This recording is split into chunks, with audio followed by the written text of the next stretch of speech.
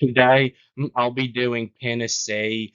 So first, I'll be talking a little bit about Tennessee's head coach, Josh Heupel, and then I'll talk some about their roster, and then I'll go through their schedule game by game and give you a predicted winner and loser for each game on their schedule. Right now, I would say that Josh Heupel is a pretty good head coach. I wouldn't say he's an elite head coach right now, but I'd say he's a top 20 head coach. So he's entering his fourth year as the head coach of Tennessee, and his first year there, he went 7-6, which I know is not great, but they only won 3 games the year before he got there, so it was a big improvement. And then, of course, in year two, he had the really good 11-2 season, beating Alabama and winning a New Year's Six bowl game. And then last year, year three, they weren't as good, but they still had a pretty good year, finishing 9-4. And that means that he's averaging 9-4 a season. And he's been recruiting pretty well too. Tennessee had the number 14 recruiting class in the country this year. And Tennessee's offense, of course, has improved since Heupel has been the head coach, which I'm sure you know he's a good offensive coach, but their defense has also improved since he's been there. Tennessee actually had a good overall defense last year, averaging allowing only 19.2 points per game. And Tennessee's defense for so long had been horrible. It was like they couldn't have stopped a snail from scoring a touchdown. But that's so much better now. And so on Tennessee's roster, starting at quarterback on the offensive side, if you're a Tennessee fan, I doubt you're sad at all to see Joe Milton leave. And if you are, I don't know why, because he was a big disappointment last season, and he was supposed to be really good, but I didn't think he was any good at all. So now, taking over this year as the starting quarterback will be Nico. I'm about to leave you. His first name is Nico, and his last name is hard to pronounce, so I'm just gonna call him Nico. I'm about to leave you because his last name sounds similar to I'm about to leave you. But he's getting so much hype going into this season and pretty much already being considered to be an elite college quarterback because he was a 5-star recruit. He was one of the top quarterback recruits of 2023, and also because he scored 4 touchdowns in the bowl game. He's way up there on the Heisman lists. But I have news for you. He's not winning the Heisman Trophy this year, and Tennessee's not winning the SEC this year with him. Now, I'm not saying he can't be great. Of course, he can, because he's not a 5-star quarterback for no reason. But to expect him to be elite in his first year as the starting quarterback there, I think is pretty crazy. And also, if you take a look at his numbers in that bowl game, they weren't even very good. He had 151 passing yards, and he had only 27 rushing yards on 15 carries, so he didn't even average 2 yards per run. So he didn't even have 180 total yards of offense in this game. Well, Iowa had a great defense. I know Iowa had a great defense, but the SEC is going to have plenty of great defenses that he's going to have to face. And if that's the best he can do against them, they're in trouble because, unlike Iowa, the SEC teams actually also know what offense is, too. Uh, so, and at wide receiver, they are really good there. They have Squirrel White, who had a great freshman season, who is one of the fastest wide receivers in the country. He had 67 catches for 803 yards and two touchdowns, averaging 12 a catch last season. And they get back Brew McCoy, who in not 17 games has 69 catches, 884 yards, five touchdowns, and averages 12.8 a catch. And he's coming back from a season ending injury early last season. He's a really good wide receiver. And they also bring in a good wide receiver from the transfer portal from Tulane, Chris Brazil, who had 44 catches for 711 yards and five touchdowns, averaging an impressive 16.2 a catch last season. So, good news for Nico. I'm about to leave you is he's going to have several good wide receivers to throw to. Uh, and then at running back, they had one of the best running games in college football last season. They had three good running backs, and they lose their top two, but they still have their number three running back from last season, and he's really good. Dylan Sampson. He had on 106 carries last season, 604 yards and seven touchdowns, averaging 5.7 a carry. He'll be the starting running back this year. But other than him, Tennessee is questionable at running back this season. So may not be as good of a running team as last year. And then they're going to be strong on the offensive line. They had a good offensive line last year, and they have three starters returning, including a center Cooper Mays, who in 2,075 snaps has only allowed four sacks and has not allowed a sack in his last 14 games and has started 32 games in college. He's really good. And they also bring in a really good offensive lineman from LSU, Lance Hurd, who was a five-star recruit and only played 195 snaps last season, but didn't allow any sacks and only three pressures in that. And uh, Tennessee's defense, uh, their front seven is going to be really good, one of the best in the country, and their defensive line is going to be elite. They're very deep and talented there. They return James Pierce, who it may be the best defensive lineman in college football this season, a likely top five pick in the draft this year. He's a really good pass rusher. He had last season 52 total pressures, and he had nine and a half sacks, and he had 27 tackles and two forced fumbles and a defensive touchdown last season. Uh, and they also get back Amari Thomas, a 2 year starter with 62 tackles and uh, three sacks and five pass breakups and 10 total pressures in those 2 years combined. And they also have Omar Norman Lott, who played in 10 games and made two starts last season and had five and a half sacks and 26 tackles. And they bring back Bryson Eason, who had in 12 games last year 27 tackles and one and a half sacks and six total pressures.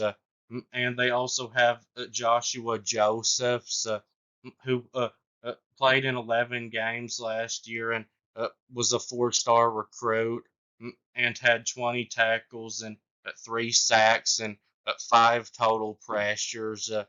So, with five really good defensive linemen, Tennessee might run the 5-2 defense a lot this year. And then at linebacker, they have uh, Keenan Filet, who has only played in one game for Tennessee because of a season-ending injury last year. He transferred there from BYU, where he was really good. He had in 25 games in 3 seasons at BYU, 165 tackles, and they've also got Ariane Carter, who was a four-star recruit and only played in 126 snaps last season, but had 17 tackles in those amount of snaps. And he didn't play much last year because of an injury, but he'll be a starting linebacker this year. And then Tennessee's secondary doesn't return any starters from last season. So that's why I've been saying that Tennessee's really going to struggle in the secondary. But if you're a Tennessee fan watching this, maybe now you'll start to like me because I don't think Tennessee is going to have a bad secondary this year. I think they'll be solid because of the three transfer defensive backs that they brought in. They brought in two good cornerbacks. They brought in Jermod McCoy from Oregon State, who had a good freshman season last year, starting 5 games and played in 12 games and had 31 tackles and seven pass breakups and 2 interceptions and a fumble recovery. He led their team in pass breakups last season. And they bring in a transfer corner from Temple. His name is Jalen McMurray, who played in 23 games there uh, and had 87 tackles and 11 pass breakups in that. And they bring in a good safety from Middle Tennessee, uh, Jacoby Thomas. He had in 11 games last season, 71 tackles, 5 pass breakups, and a forced fumble and fumble recovery. Now, the other starting safety spot is questionable, but overall, these transfers that they brought in should make this secondary average, in my opinion. So, Tennessee's defense overall, with an elite front seven and an average secondary, should be pretty good this year. So on special teams, they return their punter but lose their kicker. So kicker may be something to be a little concerned about. But overall, this is a pretty good roster. So now moving on to the predictions. They start the year against Chattanooga, which will be a very easy win. Uh, they'll beat them by probably like 45-0. And then they have a big non-conference game against NC State. So NC State will be ranked in this game. They're supposed to have a pretty good team, and I think they will have a pretty good team.